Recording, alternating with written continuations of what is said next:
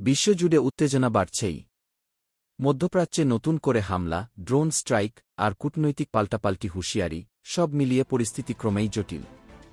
দক্ষিণ লেবাননে হিজবুল্লাহর ড্রোন হামলায় একটি ইসরায়েলি সাঁজোয়া যানকে সরাসরি লক্ষ্যবস্তু করা হয়েছে।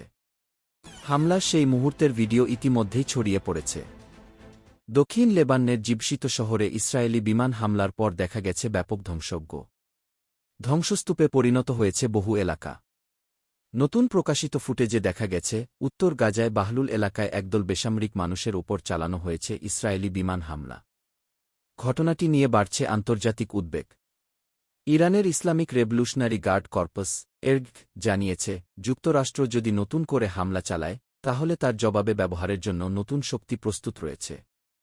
জাতিসংঘে ইরানের দূত বলেছেন, যুক্তরাষ্ট্রের রাষ্ট্রসমর্থিত জলদস্যুতা ও সন্ত্রাসবাদের বিরুদ্ধে প্রতিক্রিয়া জানানোর পূর্ণ অধিকার রয়েছে ইরানের। তিনি যুক্তরাষ্ট্রের জাহাজ জব্দ ও অবরোধকে আন্তর্জাতিক আইন লঙ্ঘন হিসেবে উল্লেখ করেন। যুক্তরাষ্ট্রের আলাবামায় এক অদ্ভুত ঘটনা। গ্রেপ্তারের সময় এক ব্যক্তিকে পুলিশ কুকুর কামড় দিলে তিনি পাল্টা কুকুরটিকেই কামড় দেন। এই ছিল আজকের হাই ভোল্টেজ বিশ্ব সংবাদ।